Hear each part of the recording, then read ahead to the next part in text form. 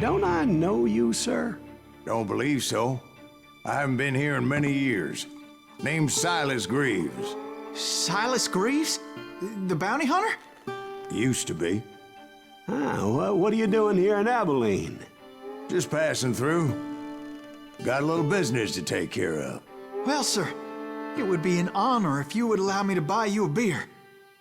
Hell, son, it would be my honor to drink it. I'm Molly. Howdy. I'm Dwight. That's Jack and Steve. Ben's behind the bar. Oh, I bet you got some great stories. A couple. Any of them true? Jack, be nice. A few. What about your shootout with Henry Plummer's gang in Bannock, Montana? Is that where you started as a bounty hunter? That's what it says in this here dime novel.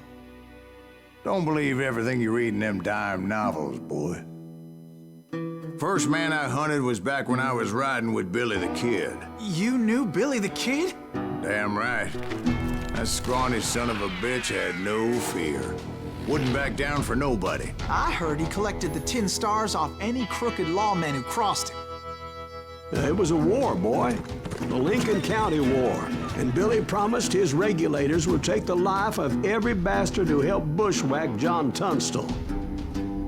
Kid had a big chip on his shoulder and a hair-trigger temper. Made him dangerous as hell.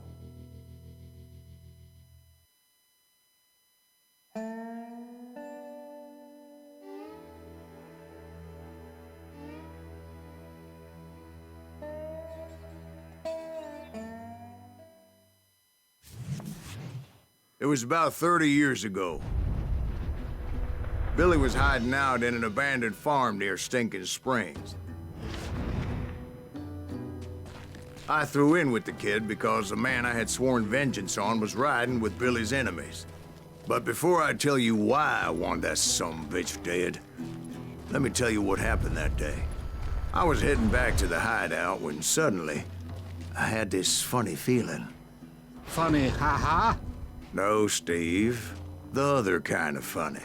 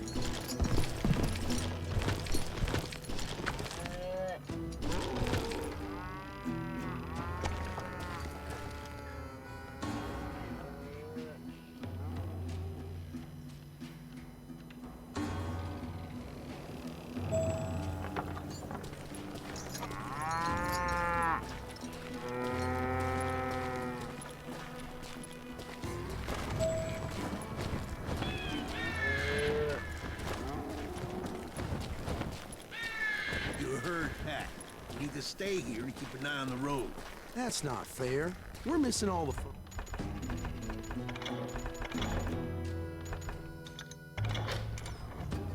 I knew those two morons would never let me through. I had no choice. Hell! Shoot that sumbitch!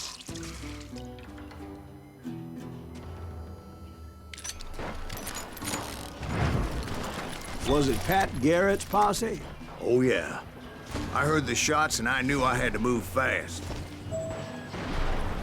Garrett and his army of deputies had surrounded the entire homestead. God damn it! They're coming from the rear! I decided to help Billy and the boys out again.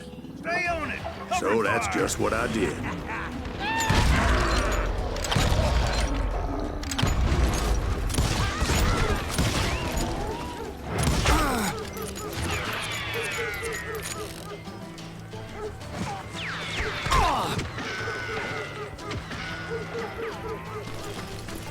Where'd he come from?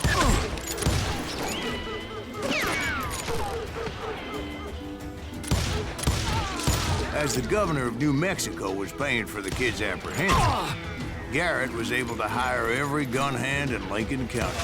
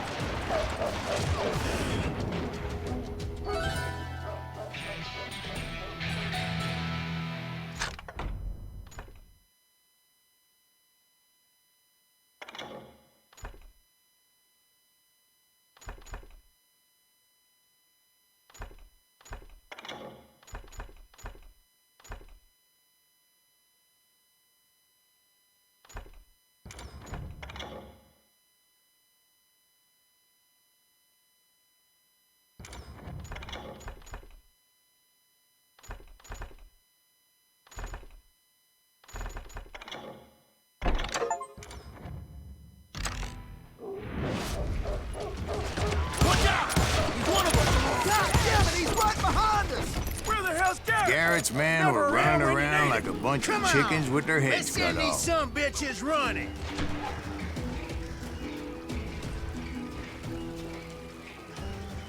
What are you, yellow? Kill him.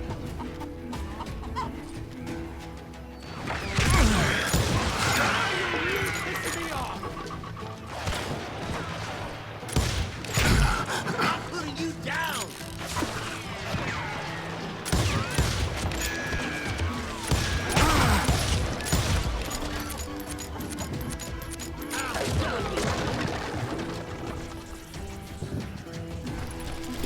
I'm here. Still, one of them reached the water tower. Not a bad idea. It would be a turkey shoot from up there. What in tarnation? You think you can kill me too?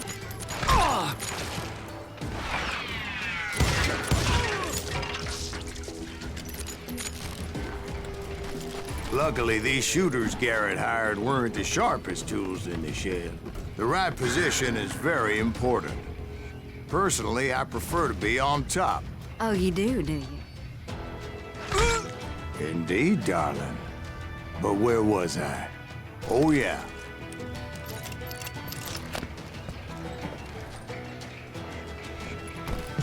A lot of them were saddle tramps or sod busters or drunken drifters looking to make a few bucks.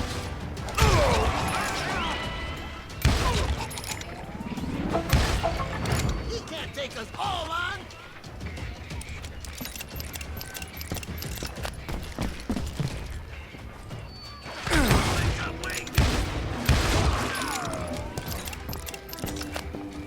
You ain't going nowhere.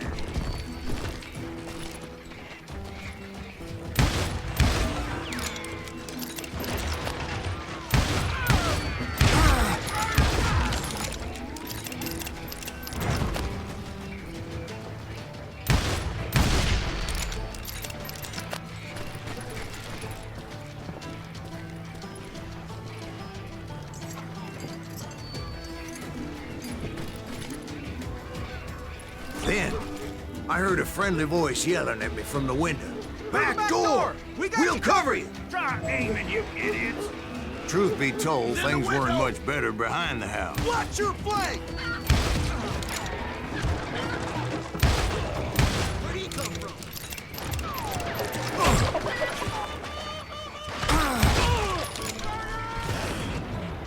I cut their numbers in half, but that just made the ones that were left twice as mad. They made up for their lack of skill with a seemingly endless supply of ammo.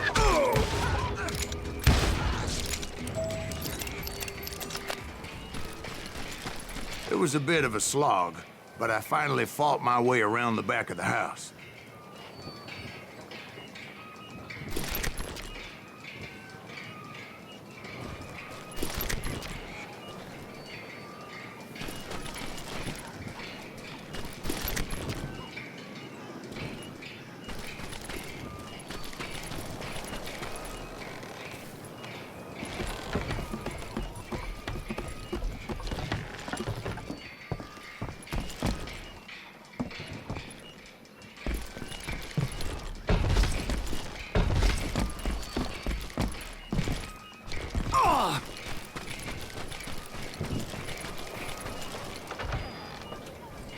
And like that, I was inside. Dead, you None the bastards. worse for wear. I passed Dirty Dave, Deader than a rat in a trap. and upstairs I found Billy and Charlie Bowdre. How about that? Huh? You like that?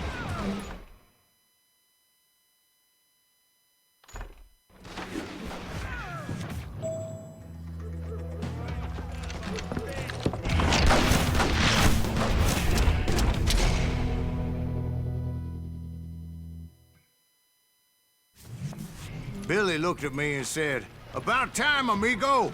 Grab a gun and get to the window." Wait, so you were friends with Billy the Kid? Yeah, sort of. Anyway, we were surrounded by dozens of deputized shooters who wanted to do us harm.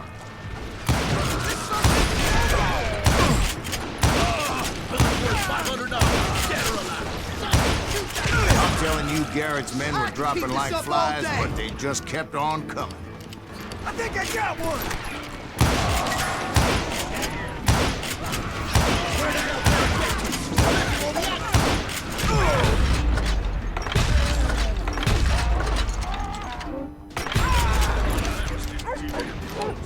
That's when Charlie got hit.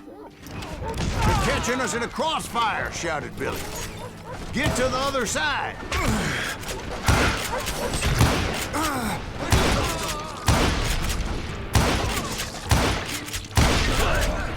I can't hear you!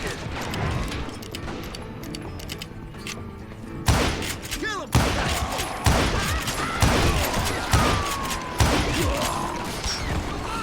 You hear me?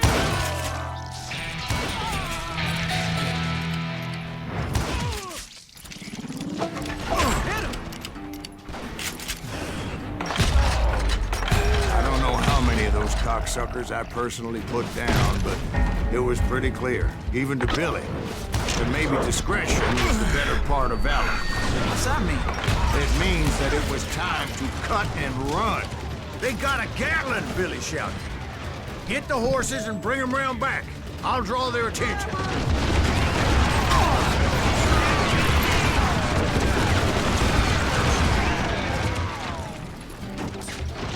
He directed that order at me, and I thought, why the hell do I have to do it? But I went anyway. Dumbass that I was back then.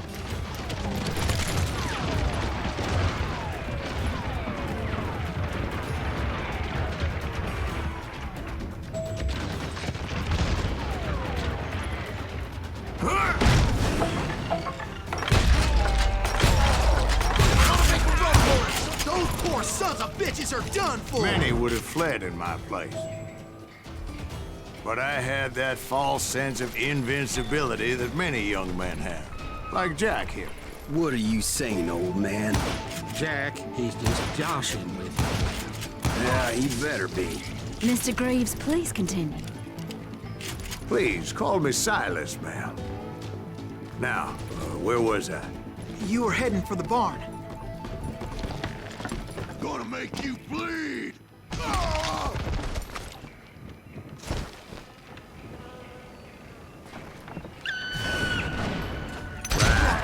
Making my way past a passel of fallen foes.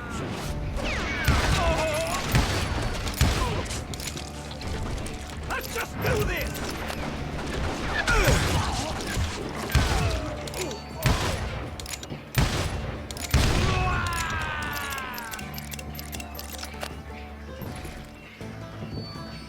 It's you or me!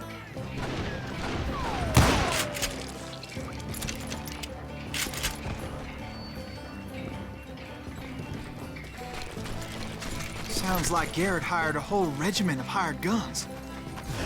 Yeah, and just when I thought I was done with them, more of these hapless bastards would pop up. Finally, I had the stables within my reach.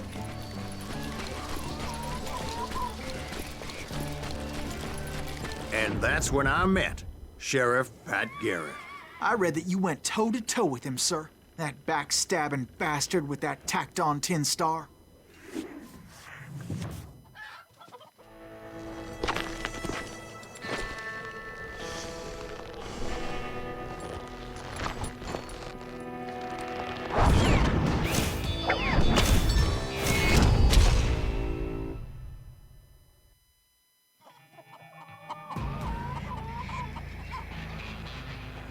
You challenged him to a showdown. You read that in a dime novel? It said he showed no fear as he took your measure with eyes like a rattlesnake.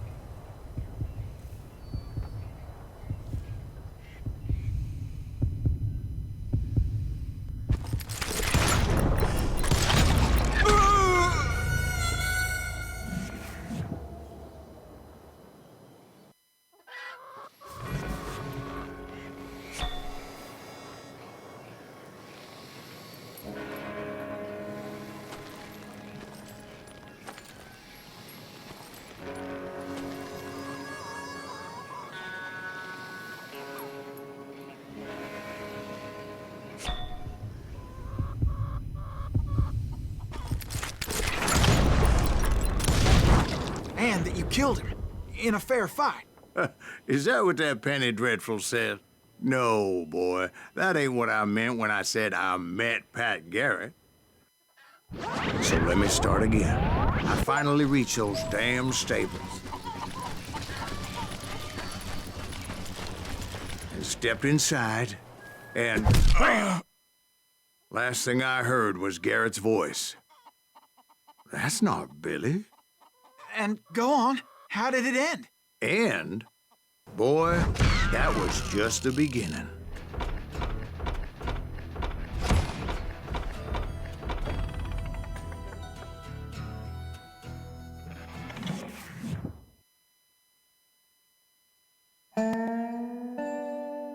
So what happened? Did Garrett arrest you?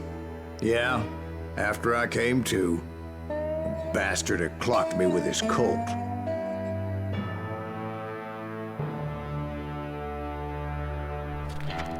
And the kid surrendered? When he realized there was no getting out of there alive. So they locked you up in Lincoln? Indeed they did. Sentenced me to hang right along with the kid.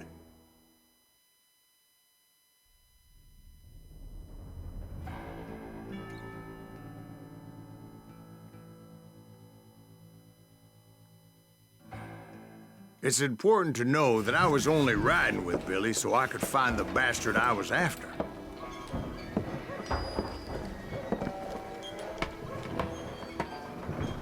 He was with John Kinney's gang, and they were sworn enemies of Billy's regulators.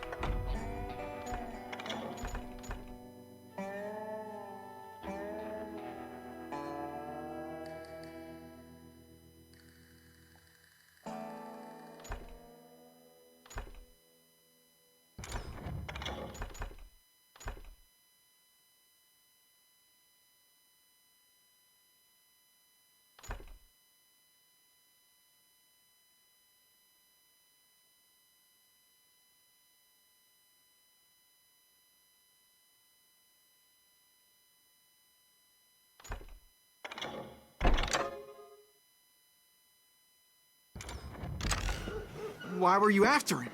I owed that son of a bitch a bullet for what he had done to me and mine. Instead, all I got for myself was a goddamn death sentence.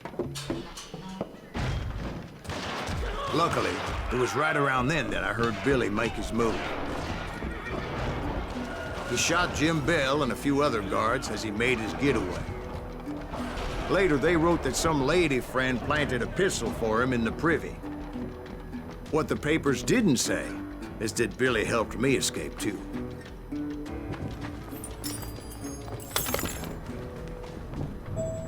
My first order of business was finding a firearm.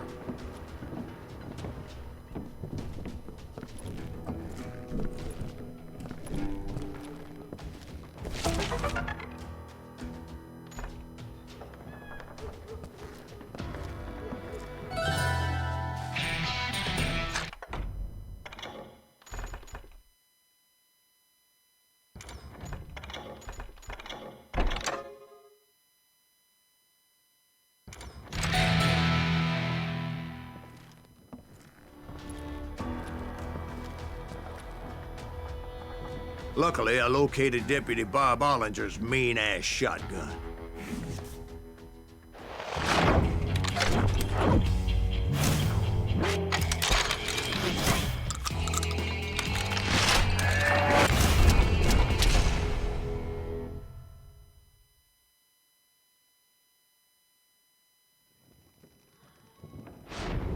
I saw Billy through the window, and he yelled that I should take to the rooftops to make my escape. So I did. Anybody see Billy? I think I went and shot Jim Bell! Hell yeah. That scattergun was like a double-barreled howitzer. It could blow a man clear off his feet. You hardly had to aim the damn thing. The kids escaped raised a huge ruckus.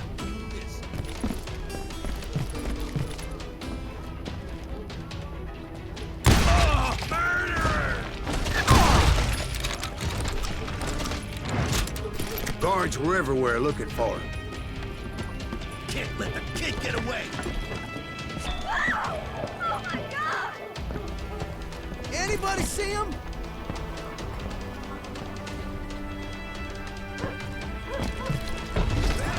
I had to jump from roof to roof like a damn alley cat. I followed the planks where I could. Some of that wood was slippery as hell. The whole town was up in arms. And suddenly, I was a fugitive. Middle-aged that sucker! Garrett's gonna kick our ass! Kid Gutton's almost as good as me. Gotta be around for something.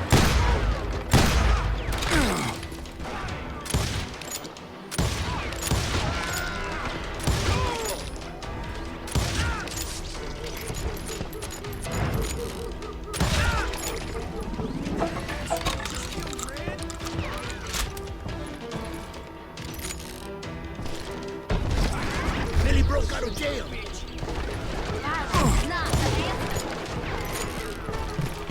You bastard!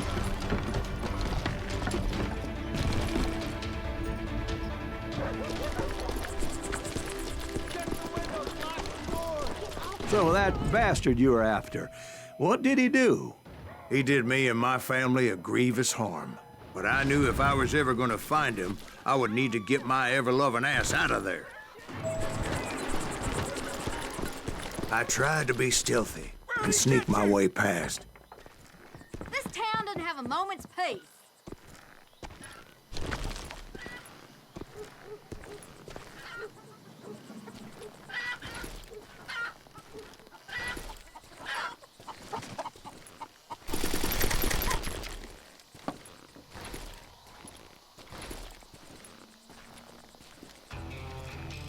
You! But hell, if they weren't all waiting for me. Apparently, some of them thought I was Billy. You hooligans can go to hell. Don't let him get away!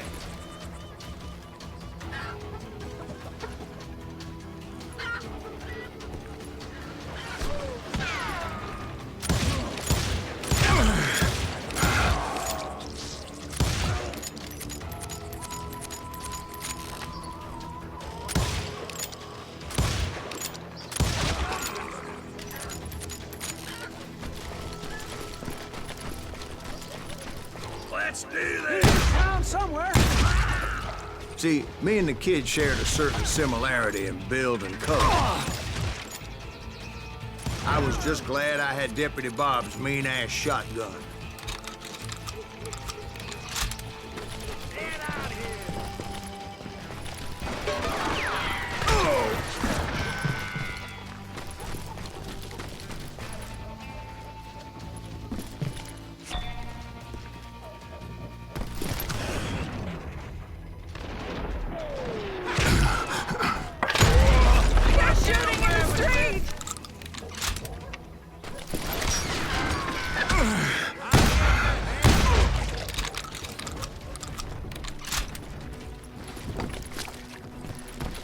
Leave him to me! Get your headstone! There's children here.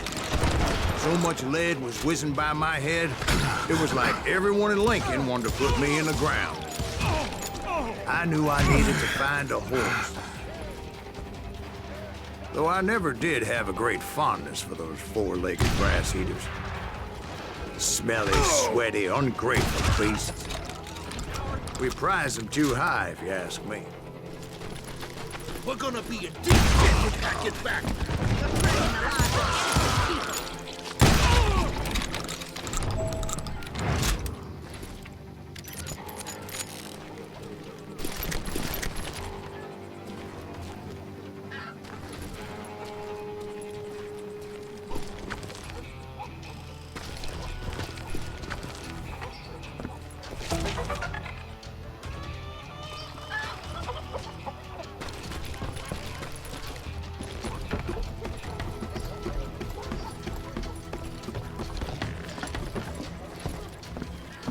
Going to hell in a handbasket. But where was the kid while you were busy getting shot at? Gone. And that's when it occurred to me why Billy set me free.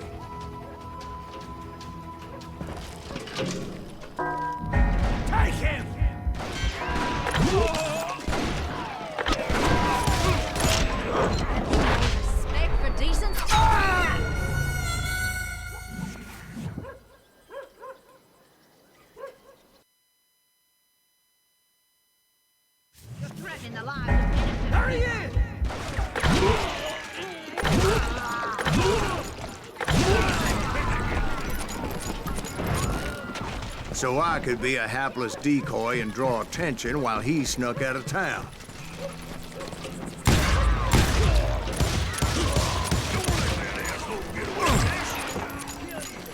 I knew if I made it out of there in one piece, no one would put a price on my head. Because everybody in Lincoln would be dead? No, because they all thought I was Billy, and all that blame would fall on him. Meanwhile, Deputy Bob Ollinger was organizing a posse to put me down. He was already a mean son of a bitch, but he was doubly pissed that I stole his mean-ass shotgun. Anyway, it was me or them, and the only way forward led me straight to perdition. But the cards were dealt, and I had no choice but to play them.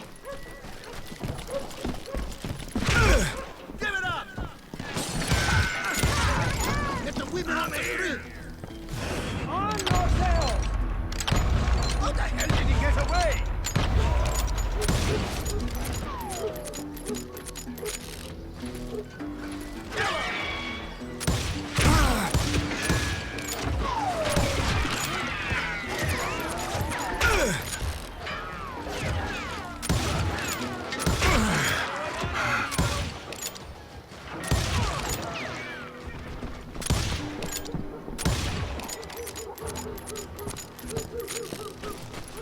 I got this!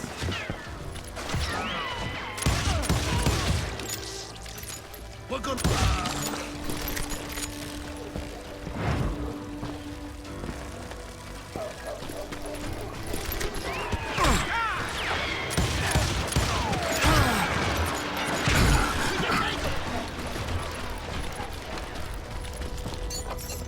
You can run, but you can't hide!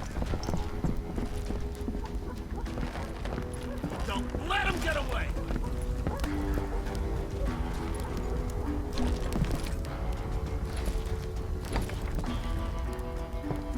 Stop him!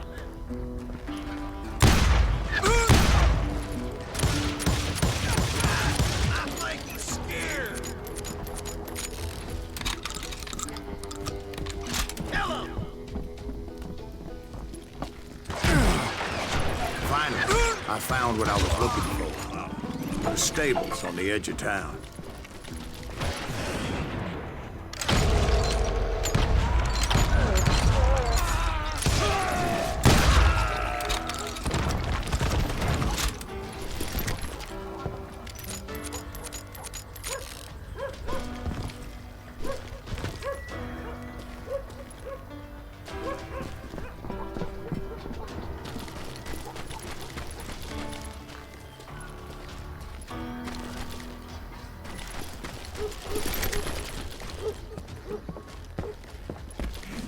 I guess Billy saved your ass, taking out Bob Ollinger the way he did. Billy didn't kill Bob. Well, sure he did. He dispatched him right after he shot Deputy Bell. No, sir. Because Bob came right up behind me, angry as hell that Billy had lit out. "Hello, Bob," I said. "I think you better let me go." And he says, "I don't think so, boy. Not with my shotgun." So we stood there in the middle of the street, eyeball to eyeball. He intended to kill me, and I knew I had no choice but to defend myself.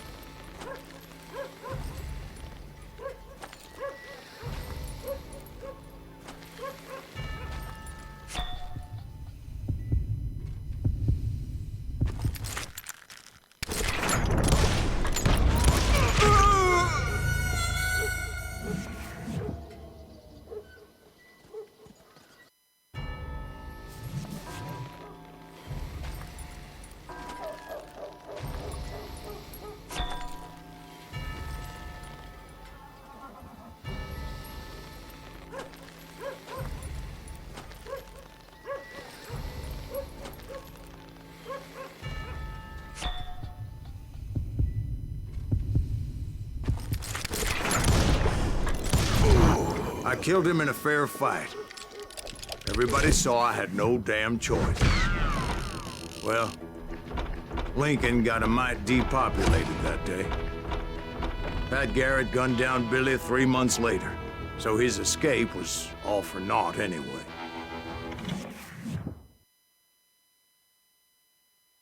So where'd you go after Lincoln?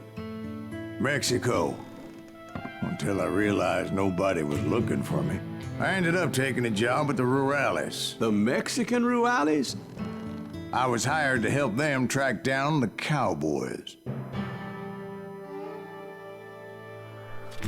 The most vicious outlaw gang in Cochise County? Curly Bill Brocious? Johnny Ringo? Led by old man Clanton himself. They must have paid you a pretty penny to take them hombres on. Not really.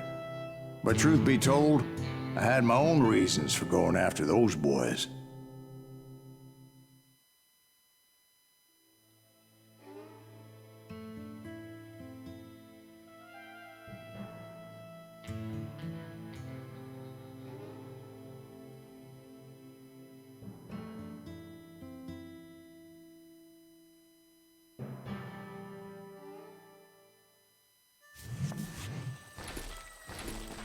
So was the bastard you were after now riding with the cowboys?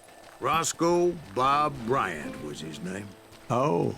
But no, this time it was a different bastard I was after. The aforementioned Mr. Ringo. And yes, he was working for old man Clanton. I came upon them robbing a stagecoach, which wasn't surprising, being they were such murderous thieves and bastards. The bandits wore red scarves, so I knew they worked for the old man. Over there! I did my best to help those poor passengers. Moments later, the attackers were dead, and I checked the stagecoach to see how many passengers were still breathing.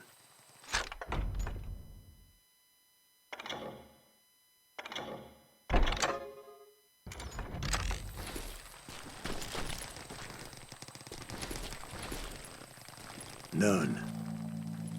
It was then I wondered if the rocks weren't hiding more bandits. Was that all of them? Or did I just hit the rear guard? I quickly got my answer. They attacked from on high like Apaches often did.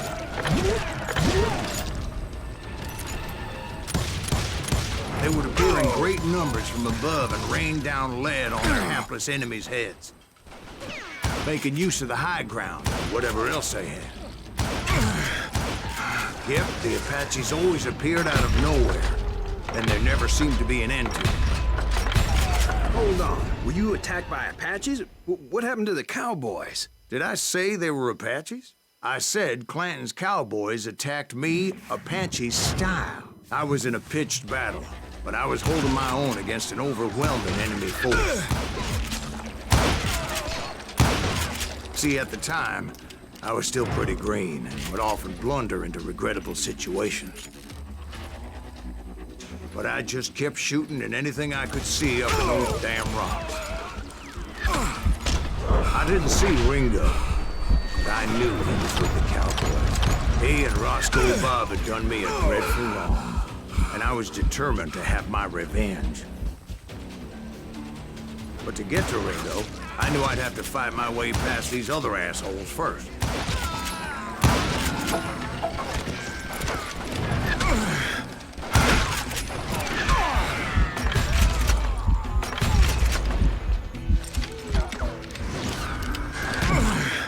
Unfortunately, I was running out of ammo. Another perfect example of my relative inexperience as a hunter of men. I immediately knew that a tactical retreat was called for, as my vengeful fury was much less impressive without the bullets to back it up.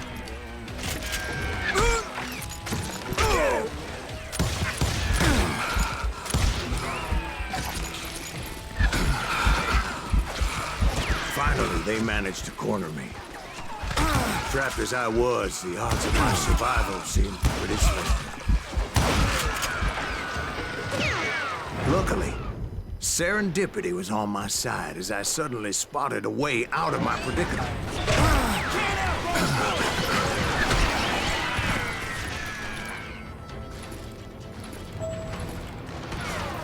I ran ahead as if the devil himself was after me. Bullets were whizzing by my ears, but I wasn't about to roll over and die. Kill him!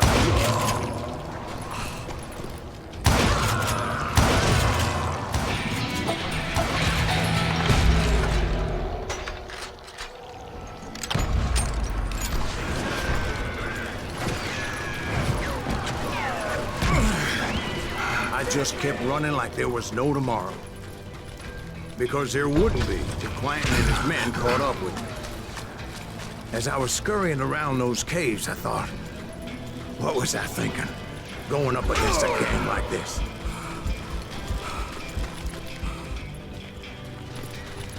Nowhere to run. I just kept running, not knowing where the hell I was going.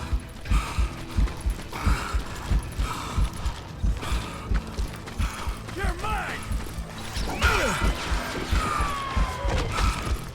And that's when something miraculous happened. Like manna from heaven, I found the desiccated remains of what looked like an Apache warrior. The old weapon next to him supplied me with some much-needed ammunition.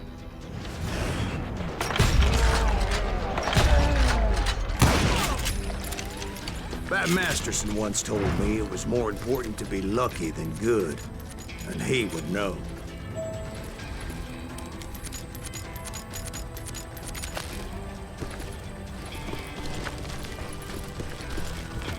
And imagine my surprise when I found a fistful of dynamite to go along with that ammo. That stroke of good fortune evened the odds and bolstered my confidence. It was time to turn the tables. Time for the prey to become the predator. Time for the hunted to become the hunter. Time... All right, Jesus, we get it. They were right where you wanted them. That's right, Jack. I was done running. And the old man's boys were not expecting that. No, sir. I came at them like a wildcat. My fury knew no bounds. You're mine.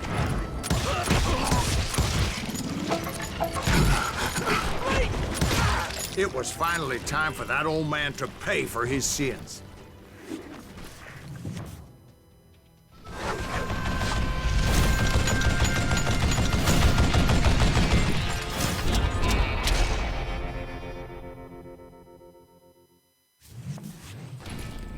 I yelled out at the top of my lungs, "Clanton, I'm coming for you!"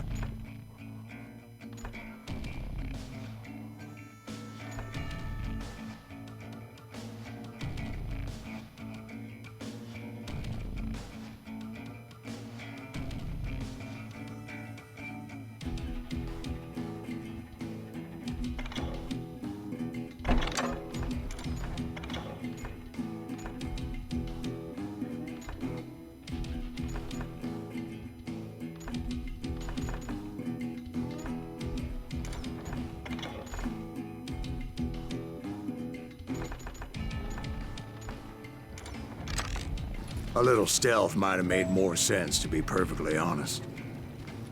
Because that old fool had a Gatling gun and enough bullets to last him till Kingdom Come. But I knew I could not let that deter me. Not if I was to find and kill Ringo. I needed to get that old man off that gun.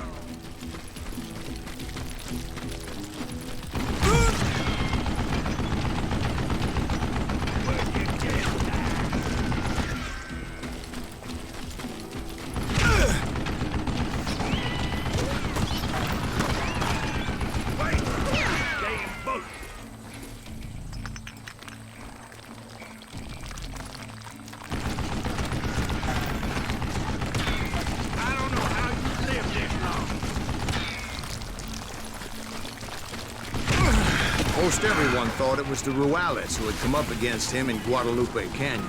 But it was just me. Do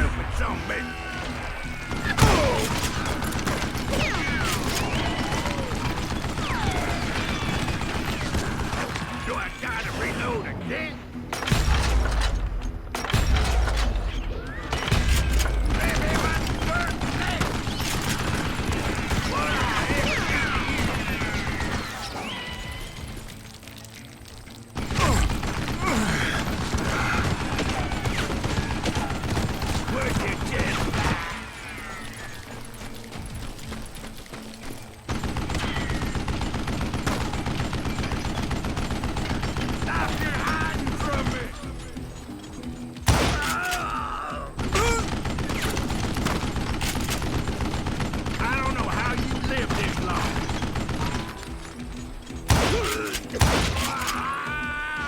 apparently one of the cowboys made it out of there alive and told Ike and Billy Clanton that it wasn't a Mexican who took their father's life that day.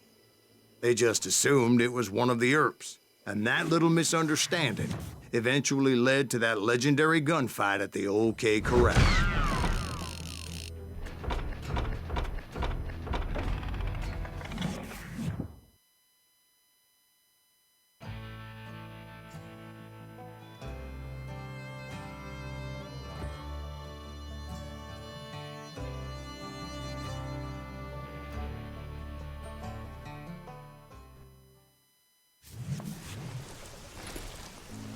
A few weeks after that dust-up at the OK Corral, I was still after Johnny Ringo. I had tracked him and the cowboys to their hideout at a sawmill, and they were loaded for bear.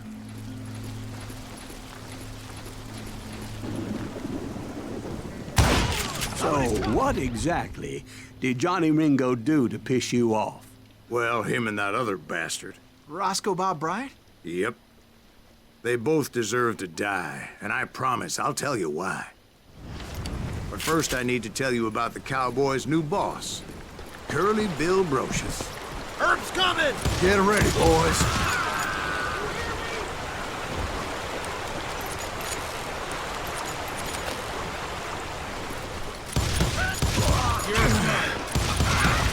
Curly Bill took charge of the Cowboys upon the old man's demise.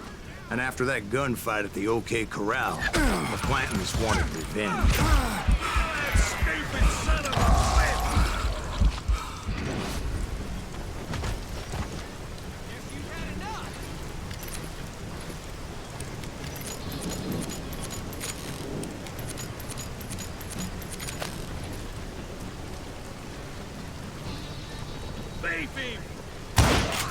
So they murdered Morgan Earp and grievously wounded his older brother, Virgil.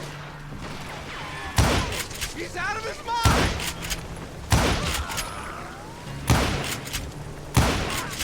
Wyatt and Doc went on what became known as the Vendetta Ride, hunting those outlaws down. So when I showed up, that's who they thought I was.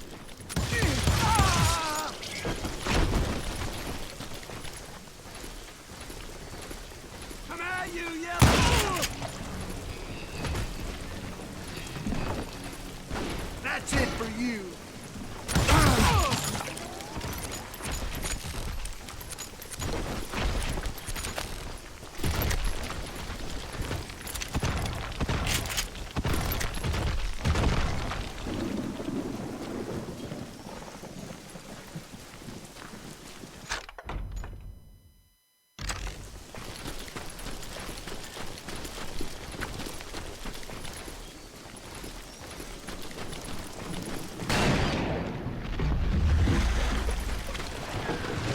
There were killers around every corner, all wearing red bandanas.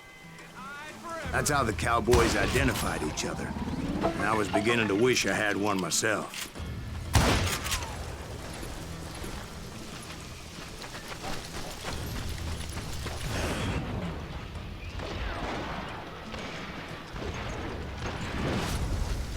Put some holes in him!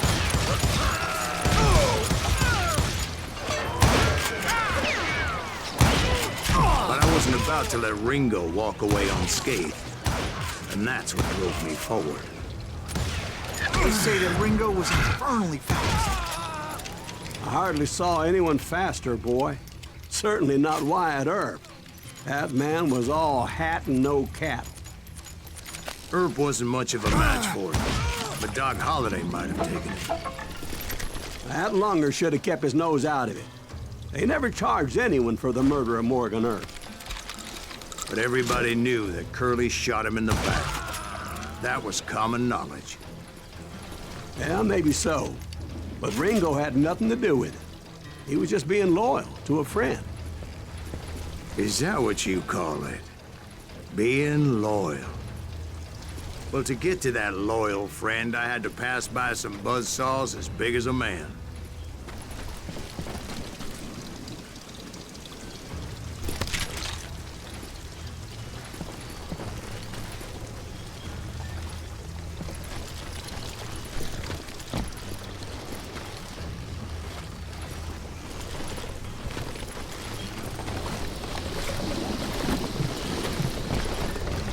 cut you a new thing!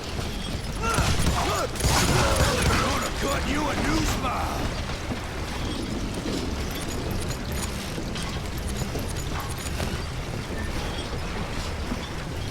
You're gonna bleed!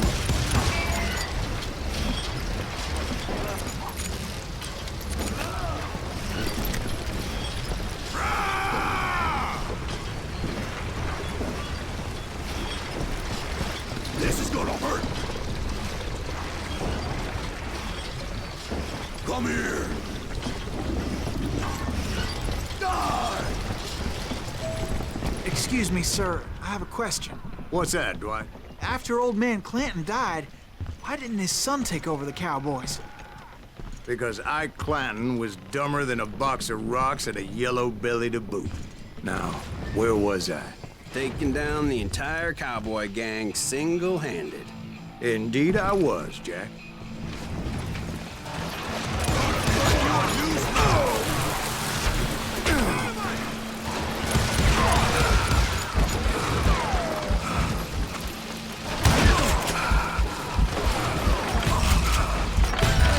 Though it wasn't easy, as those boys had good cover.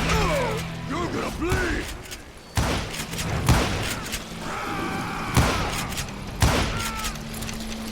This is gonna hurt! Come here! Die!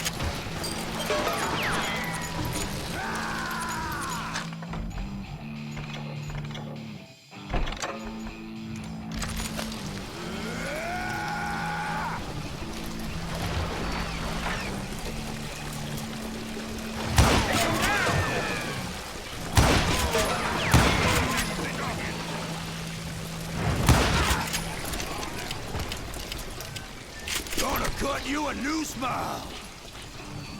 In for the kill!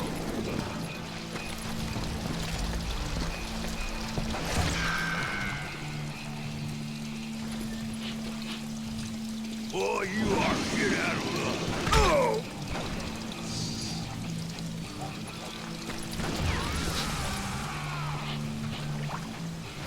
Blink him!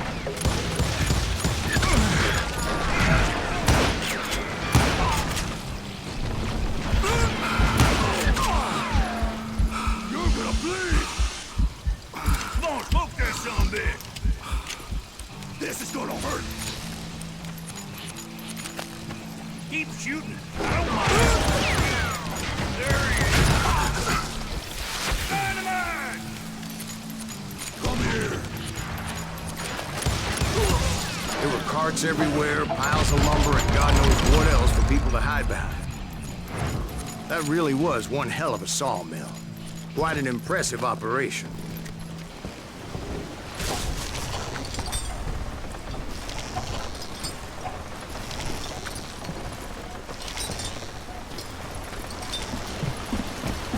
And where was Curly Bill? Did you see him? I'm about to get to that, Ben. Patience.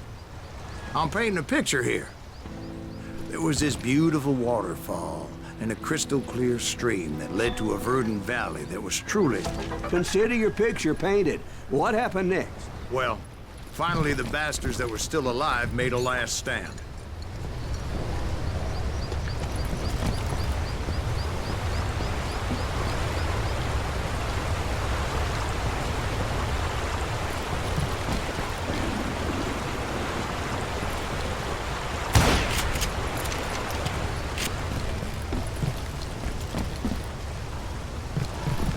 Curly Bill, Johnny Ringo, and his compadres took off into the lumber yard, and I followed after.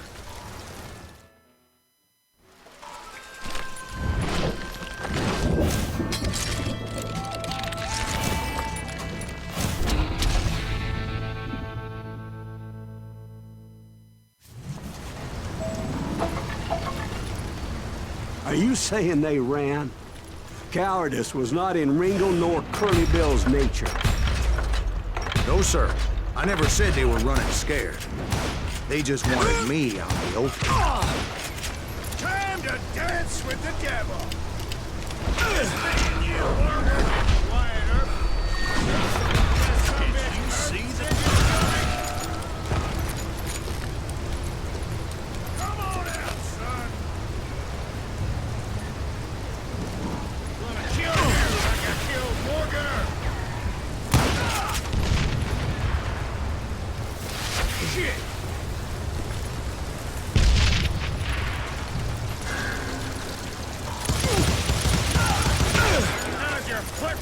for it!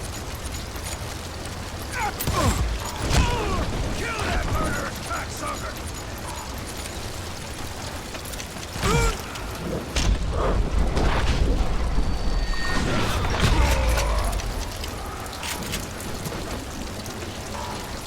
Hiding like a scared little puppy!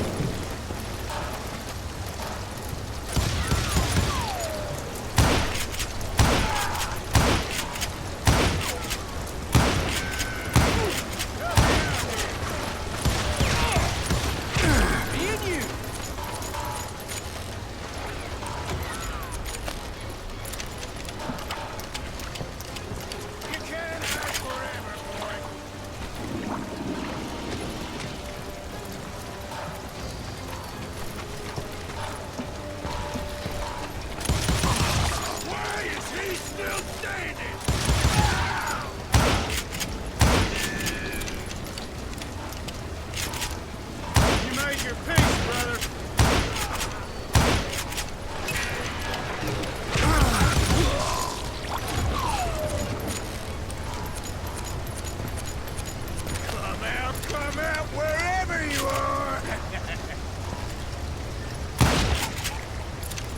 Brocius gave me no choice but to take his life.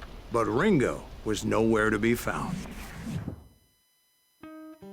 I knew you didn't kill Ringo, because he was found dead in a different location altogether. To this day, his killer is still unknown. Indeed. Took me a few months before I finally tracked his ass to West Turkey Creek Canyon.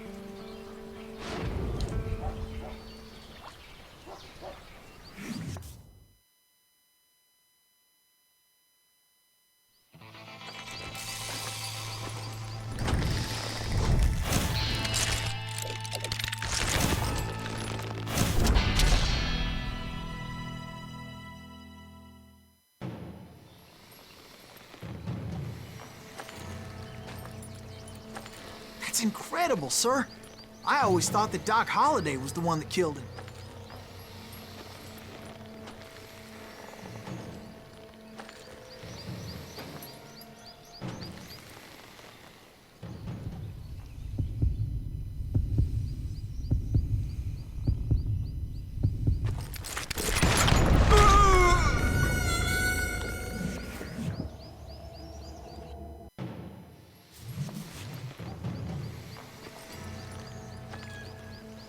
That's incredible, sir. I always thought that Doc Holliday was the one that killed him.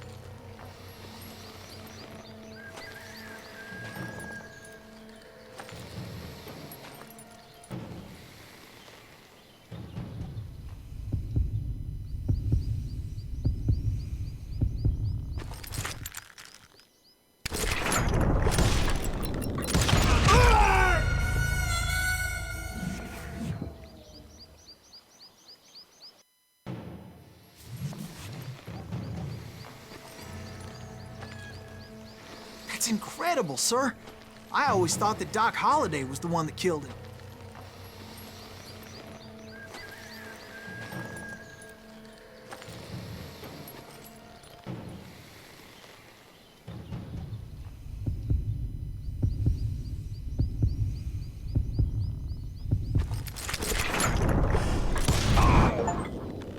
Sorry I had to ruin the legend for you, boy. But the legend ain't always true. Doc Holliday had nothing to do with the death of Johnny Ringo.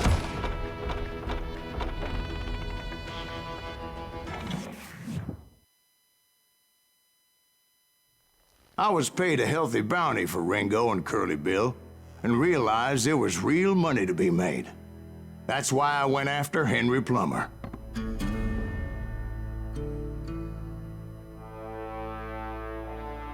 Now, wasn't he the sheriff who augmented his income by shaking down miners and robbing gold shipments? That's the one. Oh, yeah, I remember him. He ran that gang of thieving outlaws called the Innocents. So it's true that you went toe-to-toe with him? Indeed I did, son. Indeed I did.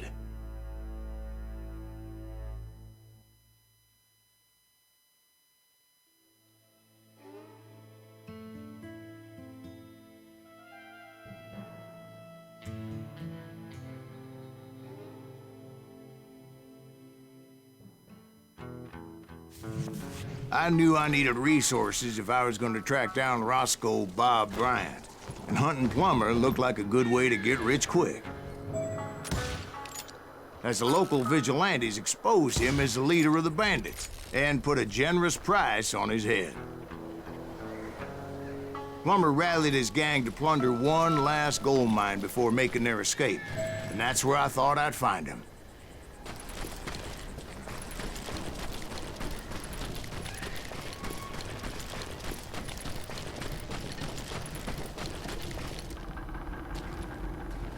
It makes me nervous standing so close to all these goddamn barrels of gunpowder. Why would you be nervous?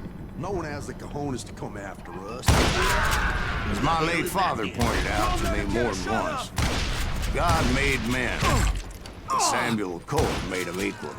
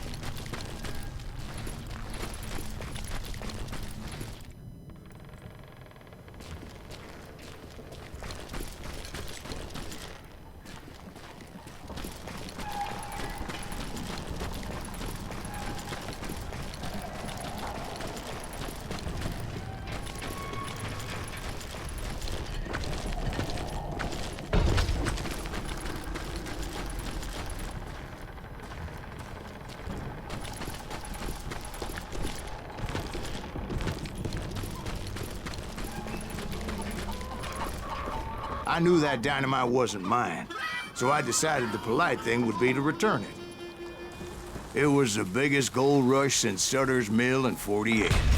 Unfortunately, prospectors weren't the only ones drawn to those riches. There were thieves and killers, robbing travelers and hijacking gold shipments. Like those that ran with Plummer. Some were just regular folks I knew from town, drawn by greed to easy picking. Charlie Crow, the blacksmith. James, who worked in the stable. Sam and Jeremiah Barber, the butcher's sons. Ordinary citizens who lived a double life. Stealing and thieving and murdering their neighbors.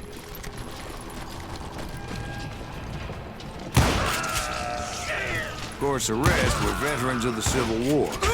Stone-cold killers trained on the bloody fields of Shiloh and Antietam. Plummer had a lot of men on his payroll. A hell of a lot. That son of a bitch pretended to protect the public with one hand while stealing them blind with the other. He set up a defensive perimeter which I had no idea how to breach. Dangerous, desperate individual. I was outnumbered and in way over my head, but I was too damn stubborn and stupid to realize it. They must have thought I was touched. Or had some kind of death wish, seeing as there were barrels of gunpowder everywhere. I thought I was some kind of hero.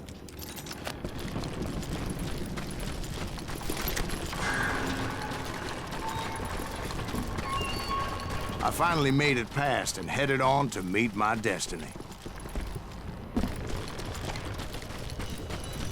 But first, I had something I needed to figure out.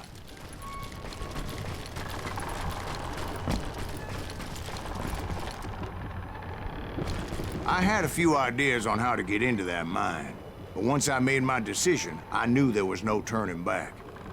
So my first thought was to enter the nearest mine portal. I saw an entrance. Made sense. It was the quickest way in, but that also made it more dangerous, as there would undoubtedly be enemy pickets posted along the way. Why is that sumbitch still dead?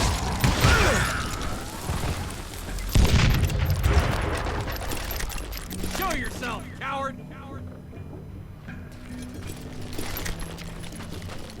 Besides, once you enter a mine like that, it's easy to get all turned around. And that confusing maze of corridors wouldn't even be the worst of it. Some of those shafts could be as deep as hell.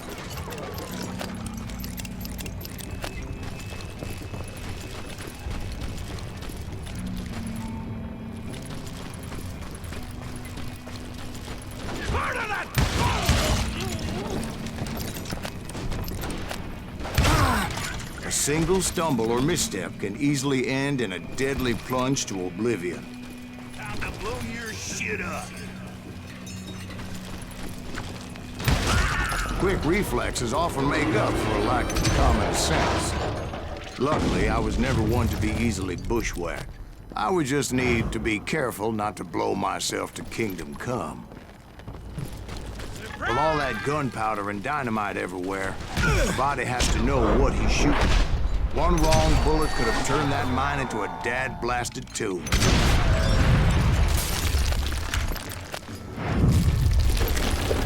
I freely admit that my plan of attack was not just moronic, but clearly insane.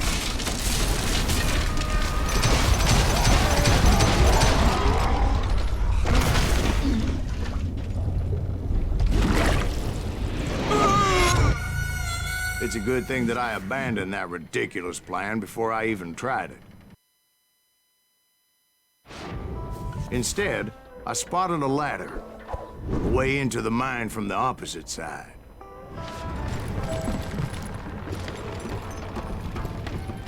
It was a long way around, but that approach seemed more sensible at the time. Of course, being I had a problem with heights, that scaffolding scared the bejesus out of me. Climbing down that ladder required some caution, because even though I had a younger man's reflexes, no man can dodge a damn bullet while climbing down a rickety ladder. I needed to make a leap of faith, which ain't easy when you're suspended between heaven and hell. I was determined not to give up, however, as Sheriff Plummer seemed quite the despicable character. When the vigilantes discovered what the sheriff was up to, people were outraged. That 10,000 they put on his head would go a long way to helping me find old Bob. And I had made it my mission to settle that score come hell or high water. But first, I would have to make a choice. Take the elevator or climb the ladder.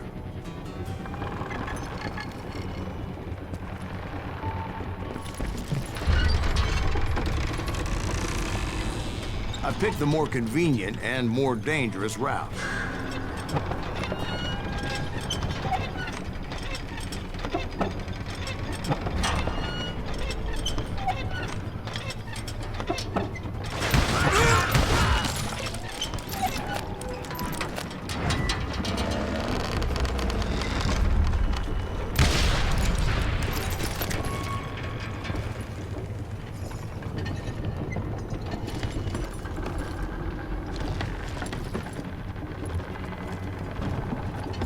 Plummer was a mad dog killer, and the people of Nevada City deserved better. Nevada City? Well, I thought Plummer met his maker in Bannock, Montana. Right, well, he was the sheriff of both places at one time or another, but that's neither here nor there. The point was, taking him down would save a lot of lives, including my own.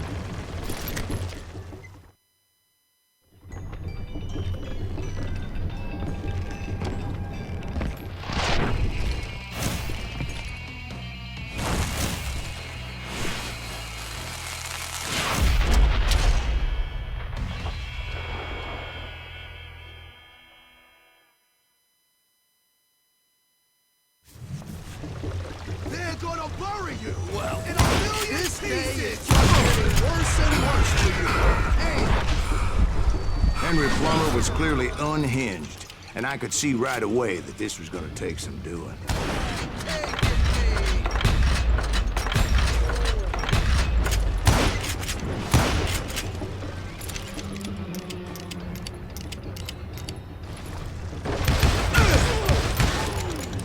I can shoot too! I need some help here! Come on, boys! Take this cocksucker out!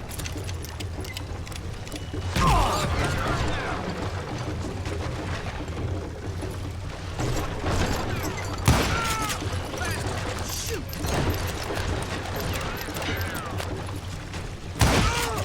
That's right!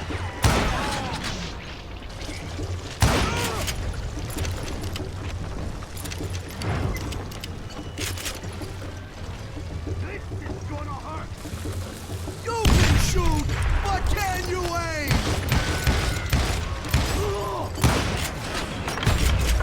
Lucky shot. No blood money for you today.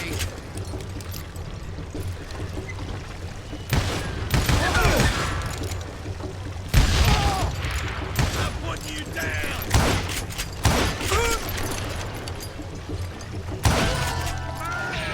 So that's how Henry Plummer died. Him and his crew were worth their weight in gold. And now, I was officially a bounty hunter.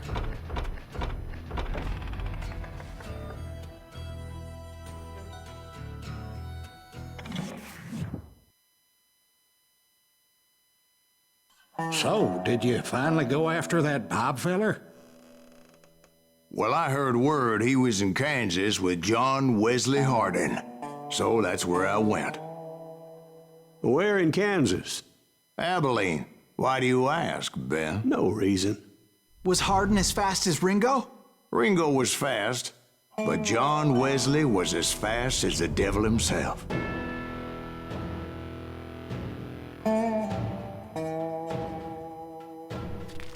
Hell, he killed his first man at 15. From that day forward, he had a price on his head and wouldn't back down for nobody, not even Wild Bill Hickok himself.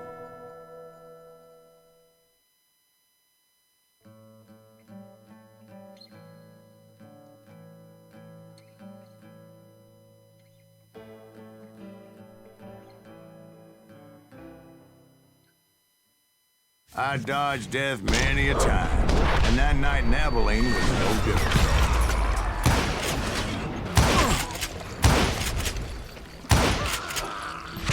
I was there with the intention of finding that bastard Bob and collecting the bounty on John Wesley.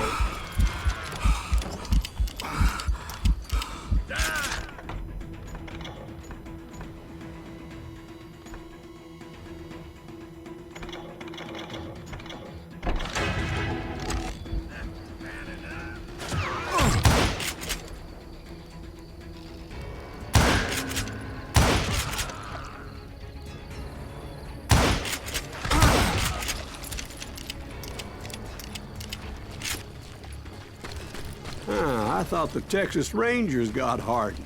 Yeah, that's what they want you to believe. It was cold and a witch's tit and a brass bra that night as I fought my way past his loyal compadres.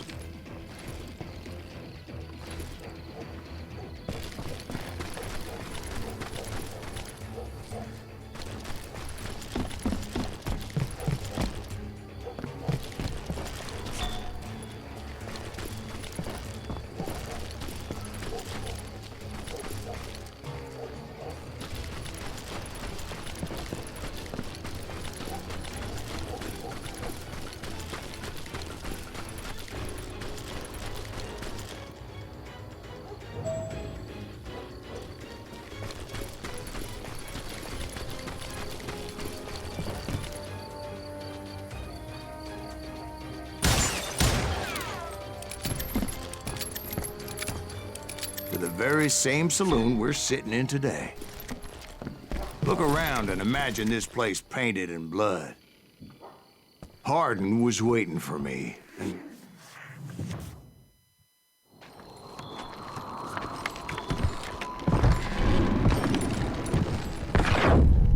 Wait, I'm jumping the gun here. Let me back up and give you some background on this sumbitch. He deserves that much. Don't you think so, Ben? John Wesley Hardin was a killer. By the end, he confessed to taking the lives of 42 men. He was a bona fide folk hero by then, and had amassed a gang of armed miscreants and other assorted thugs. He and his men set up camp outside of town, and I was hoping Bob was among them. Shit, it's cold out here. I'm freezing my giblets off. Ain't right, we gotta stay out Ain't nobody stupid enough to go after Hardin anyway. Damn it! Shoot that son of a bitch! They didn't ask why I was there.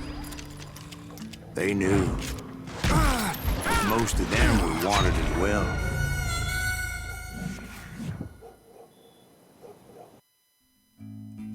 Better 3 hours early than a minute too late. Damn it! Shoot that son of a bitch!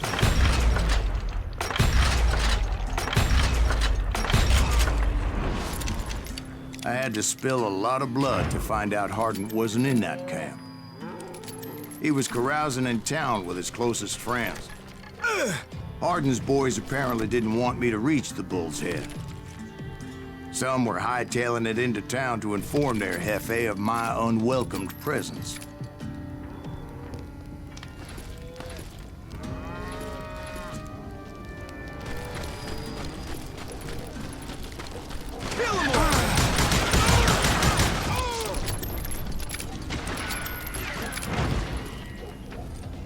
You better hide! I'm gonna shoot you dead!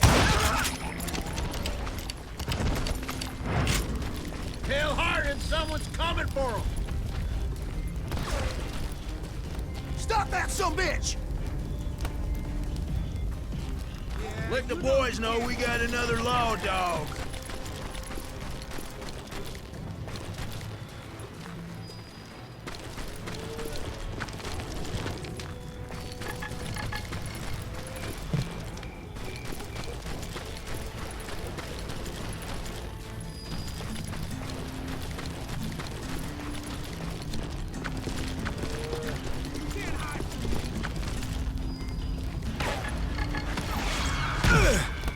I can kill you with either hand. Come on, kill him. I wondered if Bob was among them.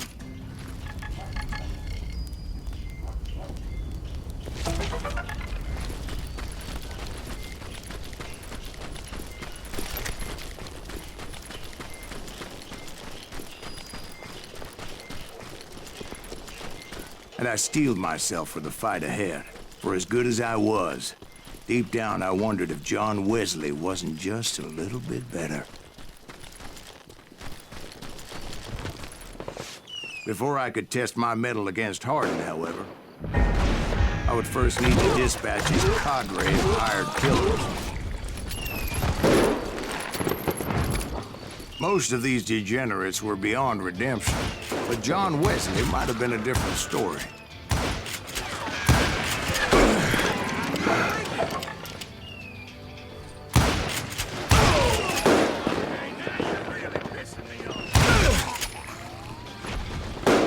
I didn't learn until later that that night was in fact his birthday celebration.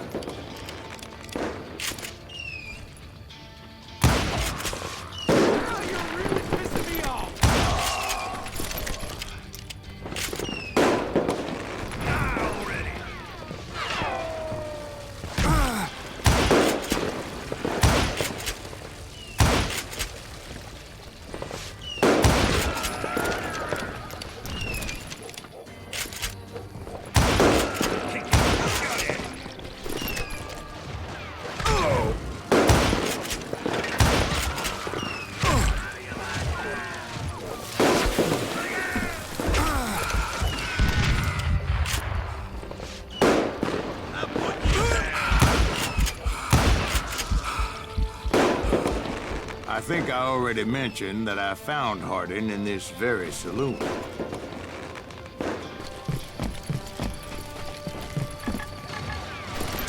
Suffice it to say, nobody there was happy to see me.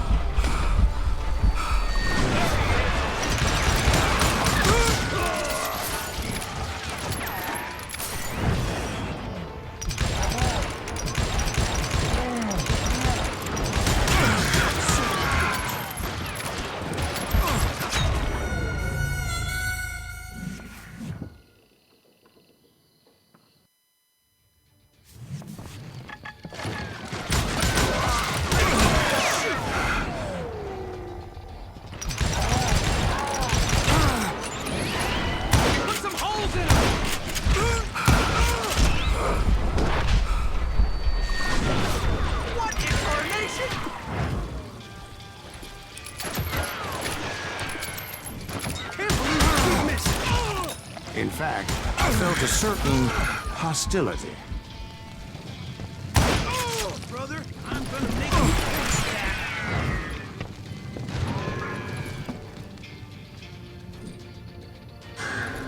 That's right.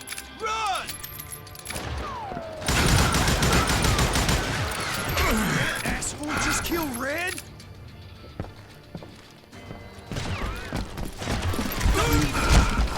I was disappointed that neither Bob nor John Wesley were among the dead.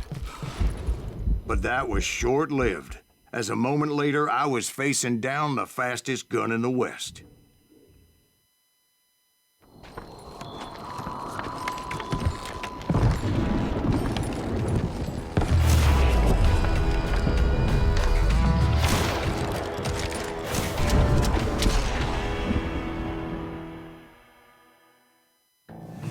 I felt a bolt of adrenaline, or maybe that was fear.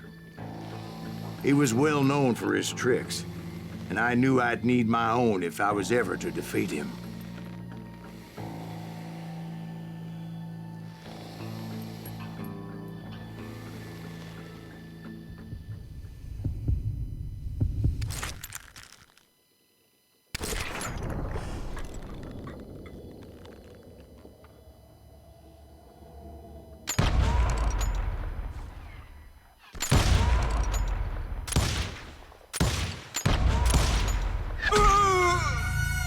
No, wait! He didn't hit me then. I'm sure of it.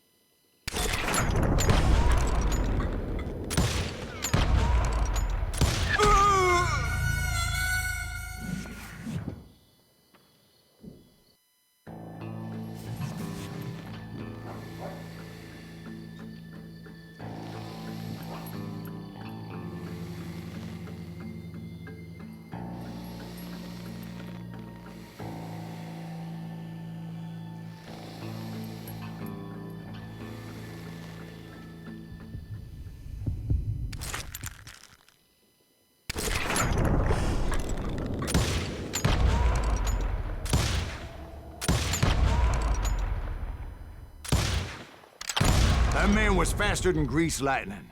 But being inebriated as he was, he didn't count his shots. And now, he was at my mercy. So he didn't die? No, I sent him to prison. Years later, after he was free, some restless Avenger took his life. Shot him in the back in a saloon just like this one. Anybody up for another beer? Ben?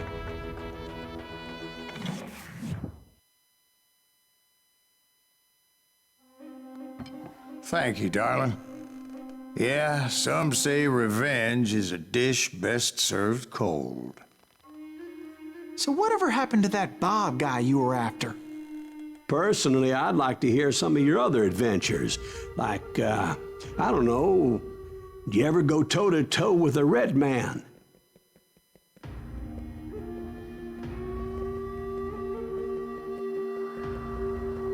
Yes, I did, Ben. I remember once I was after this renegade Apache, Grey Wolf. Strangely enough, revenge was also his primary motivation.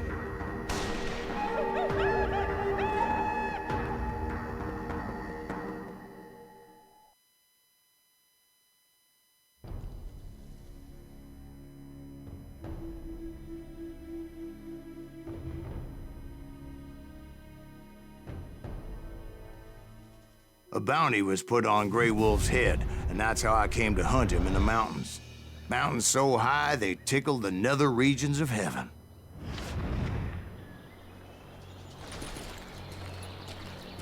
Grey Wolf was a Chiricahua Apache medicine man who had led a war party in revenge for a massacre against his people.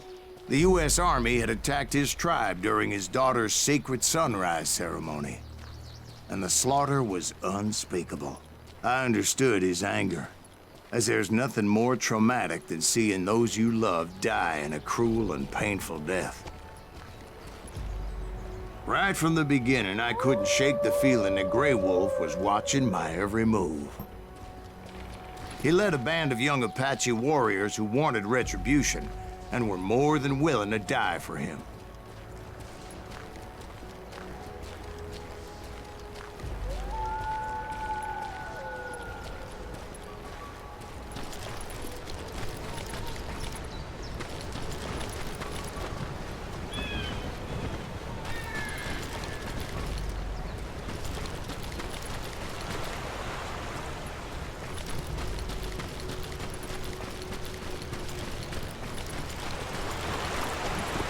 They saw me before I saw them.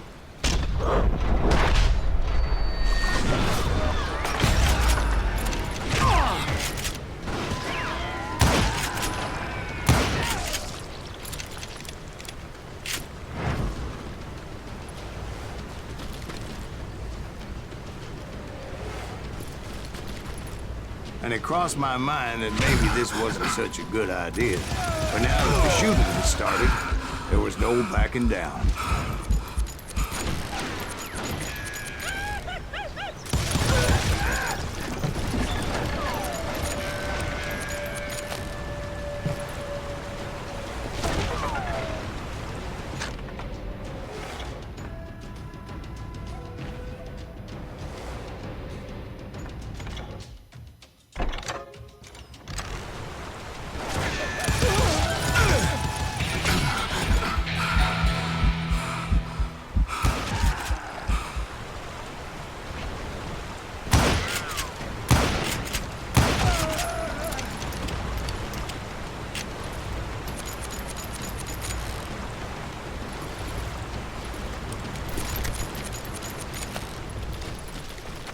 It was rugged country, the winter home of the Chiricahuas, and that's why they had retreated there.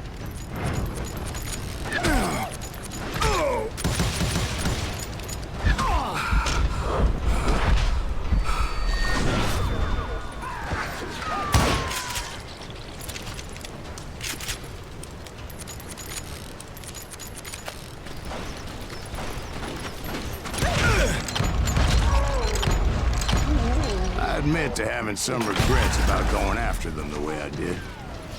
But then again, I got a lot of those.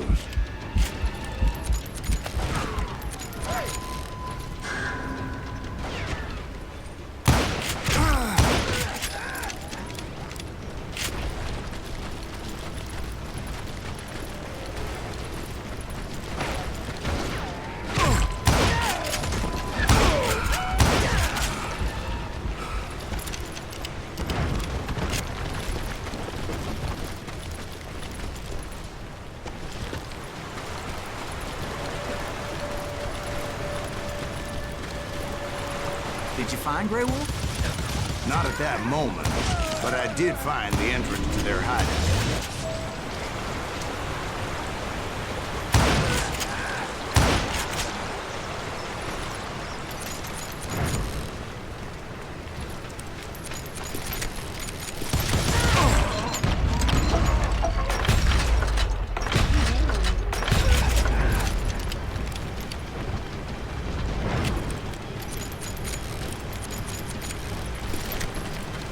Deep crevice that led to a deeper cave.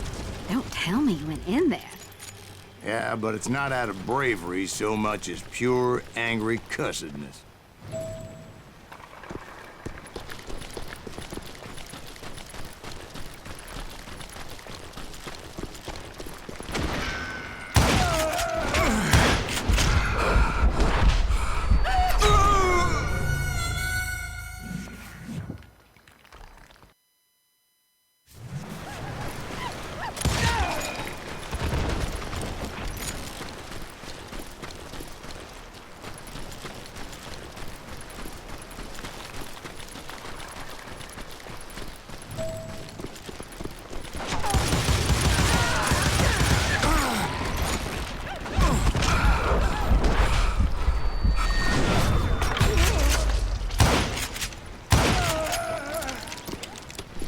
See, back then, I had a stubborn streak a mile wide, and I wasn't about to back down.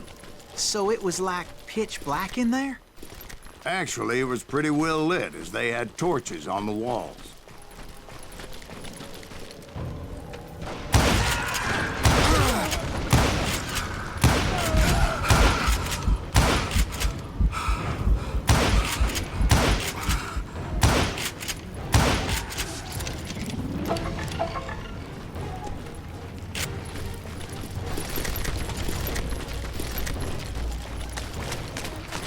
How big was his cave? Big as hell, Ben. Chiricahua had hid out there during the Indian Wars.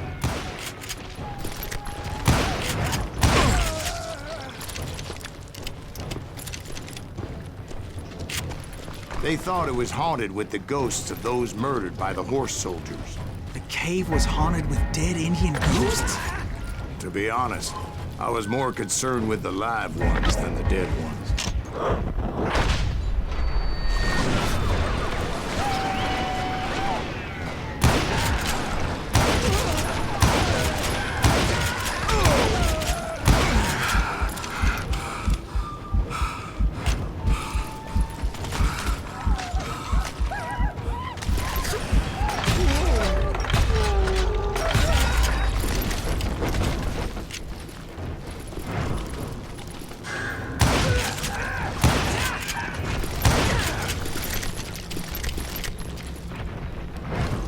How come you know so much about engines? A few years back, I was married to two Mescalero women. At the same time? Yeah, they were sisters. Polygyny is traditional among the Mescalero. So what happened? Oh, I had to get out of there. Those girls never shut up. Both of them nagging at me all the time. Drove me half crazy. Haven't seen them since. No, I mean, what happened with Grey Wolf? Oh, well, I pursued him into the Cave of Death. I came upon this flooded grotto, and that's when I saw him. He came to me unarmed and unafraid. His voice echoed in the shadows, and I sensed he meant me no harm. You carry great darkness in your heart, and if you do not release it, it will claim your soul. The sound of his voice put some kind of ancient Indian spell on me.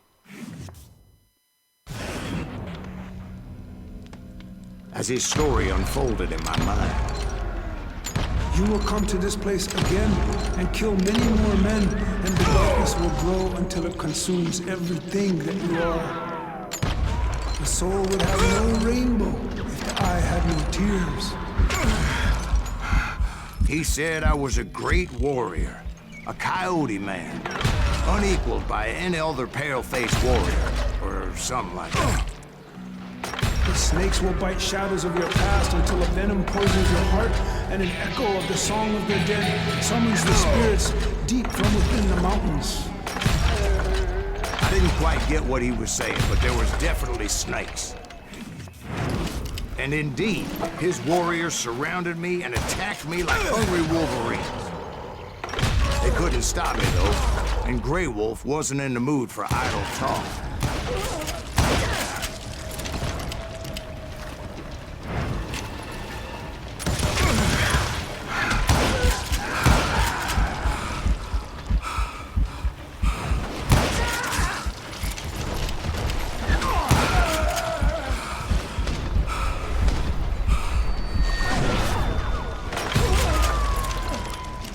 I swear I couldn't see any way out of this trap. But suddenly, one just appeared. Kind of like a miracle.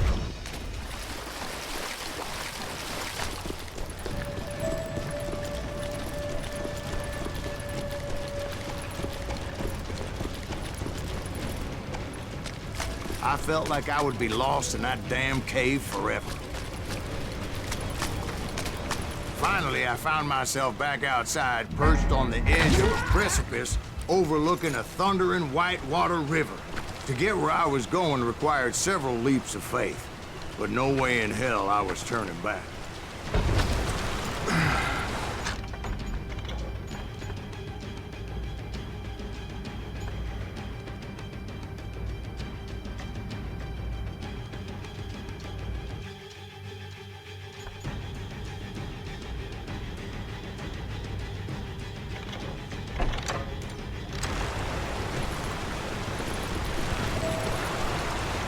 I chased after him, determined to make him explain the meaning of all that mumbo-jumbo. Mumbo-jumbo is right. Are you making this all up as you go? A few details may be fuzzy, brother, but I am relating exactly what happened to me. There were dozens of Apache warriors aiming at me from on high. Dozens? Well, maybe not dozens, but there was a lot of them. At least 3 or 4. Well, more than that, little lady.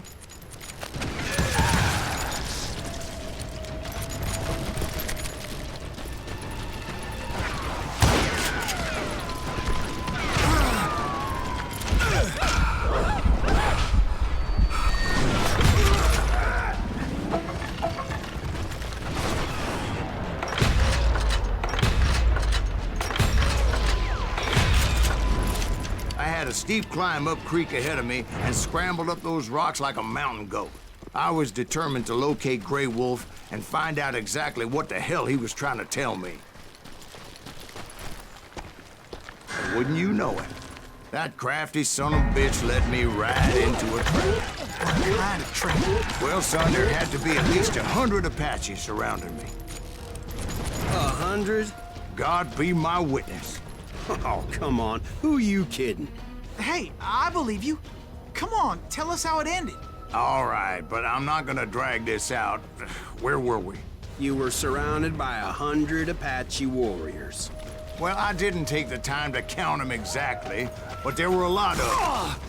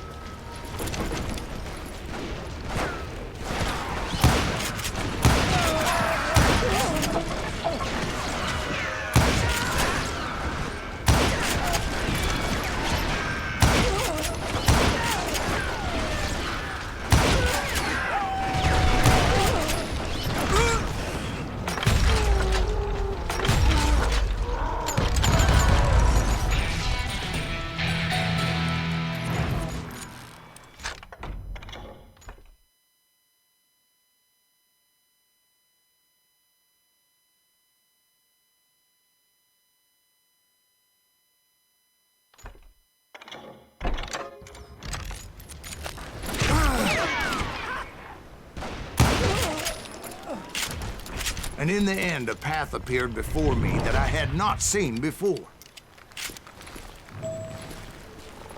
I followed it as I desperately needed to find out what Grey Wolf was trying to tell me.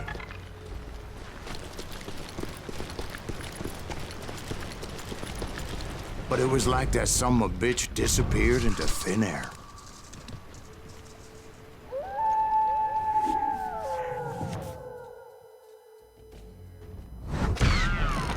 Never did find him.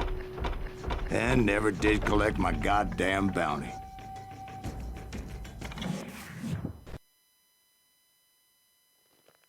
Thank you, darling. It's interesting how the truth can sometimes seem, might malleable, depending upon your point of view. Like how those dime novels make you out to be something you're not? Jack, don't be starting trouble. No, he's right. They do tend to exaggerate. Did they exaggerate your part in taking down the Daltons? Well, I was there in the flesh, boy, so I saw what happened firsthand.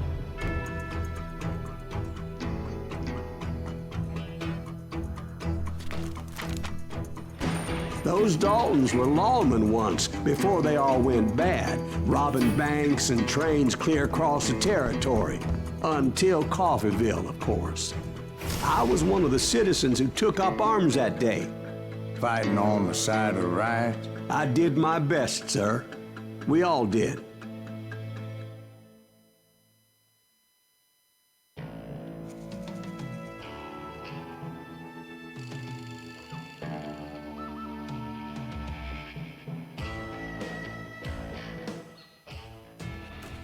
It was early morning.